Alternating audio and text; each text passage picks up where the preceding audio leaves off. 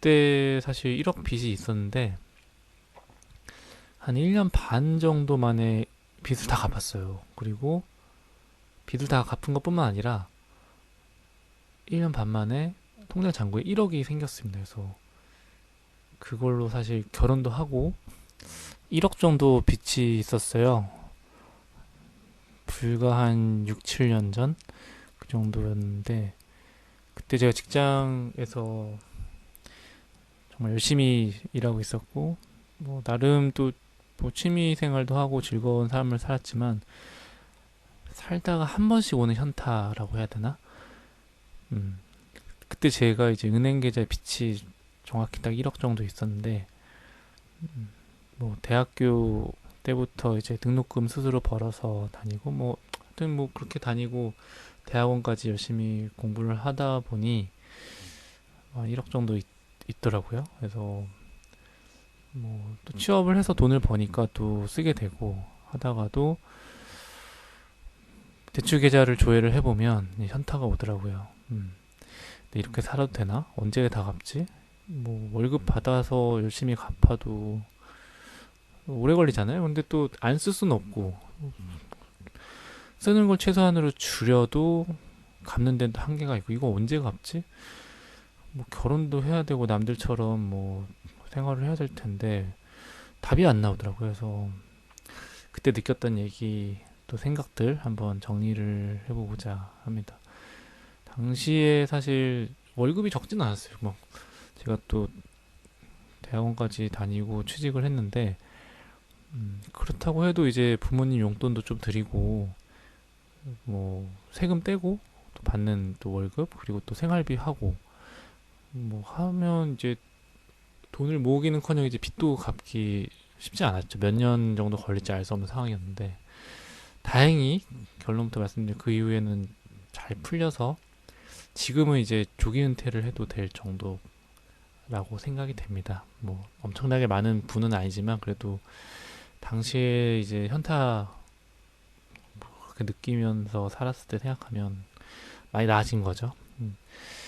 그때 사실 1억 빚이 있었는데 한 1년 반 정도 만에 빚을 다 갚았어요. 그리고 빚을 다 갚은 것뿐만 아니라 1년 반 만에 통장 잔고에 1억이 생겼습니다. 그래서 그걸로 사실 결혼하고 이제 반전세로 시작을 했죠. 반전세 시작해서 그래도 다행히 결혼을 아마 빚 1억 있었으면은 결혼도 쉽지 않지 않았을까라는 생각은 듭니다. 네.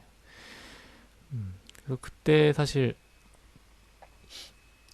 남들 이제 다 직장에서 밥 먹으러 점심에 나갈 때 혼자서 장고 이렇게 가끔씩 한번 이렇게 뒤적뒤적 보면은 답이 안 나오니까 정말 앉아서 막 혼자서 고민을 많이 했어요. 그런데 어떻게 하면 빨리 갚을 수 있을까? 라는 생각을 했는데 그때 이후로 이제 그 절박함 이런 게 원동력이 됐던 것 같아요. 그러다 보니까 어떻게 하면 빨리 돈을 벌 수 있을까? 월급만 받아서는 안 되겠다. 그래서 이것저것 재테크에도 관심을 많이 갖게 됐고, 뭐 사실 추천드리지는 않지만 뭐 지수 선물, 뭐 주식 말고 이제 뭐 지수에 투자하는 방법 여러 가지가 있는데 뭐 ETF를 뭐 주로 많이 하시고 뭐 레버리지 ETF도 있고 뭐 인버스도 있죠. 하지만 이제 저는 해외나 국내 지수 선물, 지수에 투자하는 선물인데 레버리지가 뭐 한 10배, 뭐 적게는 뭐 한 5배, 6배에서 10배까지 되거든요. 그래서 요즘에는 뭐 미국에도 투자 많이 하시지만 그때까지만 해도 미국에 투자 많이 안 하셨던 것 같아요. 그래서 S&P 500 뭐 지수 선물이라든지 아니면 코스피 선물 아니면 뭐 상해 지수 선물, 뭐 항생 지수 선물 이런 거에 투자를 했던 것 같습니다. 그래서 안 해본 게 없어요, 사실은. 국내 주식은 사실 예전부터 많이 했었고, 예전에 증권사에도 다녔기 때문에 많이 했었고, 뭐, 방금 말씀드린 선물 투자, 그리고 그 이후로는 사실 부동산이 가장 좋은 투자처럼 생각해요. 왜냐하면 일단은 안정적이고, 주식이나 뭐 선물에 비하면 사실 안정적이죠. 그리고 뭐, 레버리지도 어느 정도 가능하고, 사실 경제 위기가 오면은 예를 들면 주식이나 선물이 가장 먼저 꼬라박겠죠. 하지만 부동산은 좀 후행하는 그런 성격이 있는 것 같습니다. 뭐 경매도 해봤죠. 경매 같은 경우는 매력이 이제 뭐 부동산에 투자를 하시게 되면 당연히 자연스럽게 관심을 갖게 되는 분야가 경매일 것 같은데, 일단 좀 싸게 살 수 있다? 요즘엔 이제 경매도 낙찰가율이 많이 높아져서 쉽진 않겠지만 뭐 계속 또 돌고 도니까요. 그러다 보면 또 이제 간혹가다 또 우연히 운 좋게 싼 값에 낙찰 받을 수도 있는 거고, 아니면 뭐 공매라고도 있잖아요. 경매, 공매 이런 것들 있고, 그런 것도 해서 좀 생각보다 많은 수익을 얻었던 것 같습니다. 그래서 뭐 비트코인 이런 것도 많이 하시는데, 뭐 이거 모르겠어요. 이거는 선물보다도 훨씬 위험한 거라서, 물론 돈 복사 하는 시절도 있겠지만 사실 그 시절이 끝나면 또 언제 떨어질지 모르잖아요. 어디까지 떨어질지도 모르고 밸류에이션 분석하는 것 자체가 불가능하고 하다 보니까 저는 별로 추천은 드리지 않습니다. 하지만 제가 6년, 7년 전에 그 절박했던 1억 빚 있던 시절로 돌아간다면 뭐할 수도 있지 않았을까. 근데 그때 당시에는 비트코인 투자하는 사람이 없었기 때문에 제가 선택한 건 이제 지수 선물이었지만, 뭐 그때 만약에 비트코인이 있었으면은 조금 하지 않았을까 하는 생각이 듭니다. 그래서 음, 그런 것 같아요. 누구나 하는 투자로는 사실 저처럼 뭐 1억 빚 지고 있는 상황에서는 좀 그 삶을 변화시키기는 쉽지 않은 것 같아요. 뭐 리스크 테이킹을 해야 되고, 다만 이제 본인의 선택 하에 감당할 수 있는 수준의 리스크여야 되는 거죠. 저는 당시에 이제 사실 처음 시작한 게 한 2천만 원 정도로 시작했거든요. 2천만 원 정도로 시작해서 아, 이 돈은 다 없어져도 내가 다시 월급 모아서 재기할 수는 있겠다. 물론 빚이 1억이 1억 2천이 될 수도 있겠지만, 그래도 뭐 그 당시 이제 뭐 적지 않은 월급을 받고 있었기 때문에 한번 해볼 만은 하다.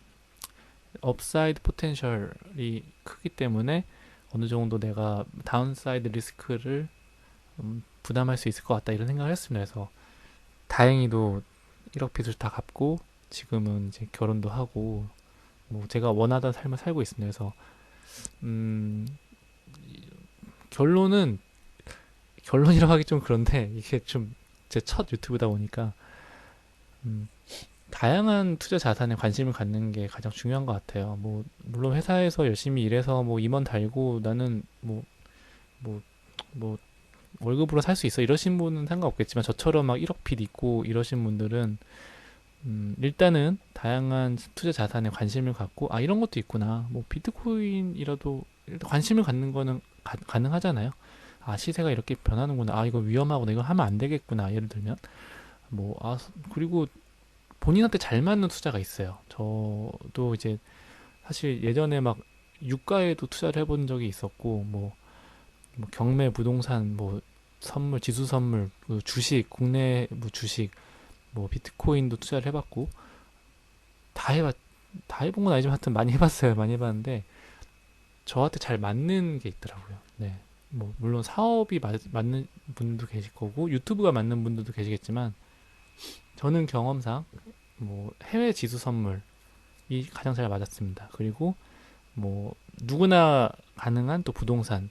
그래서 해외 지수 선물이나 이런 걸로 돈이 없던 시절에 좀 튀겨가지고 종잣돈을 마련한 다음에 그 종잣돈으로 부동산에 투자하고 이런 걸 저는 계속 반복했거든요. 네. 다행히 지금 한 7, 8년 동안 마이너스 난 적은 없어가지고 매년 월급 이상으로는 받았던 것 같아요. 네.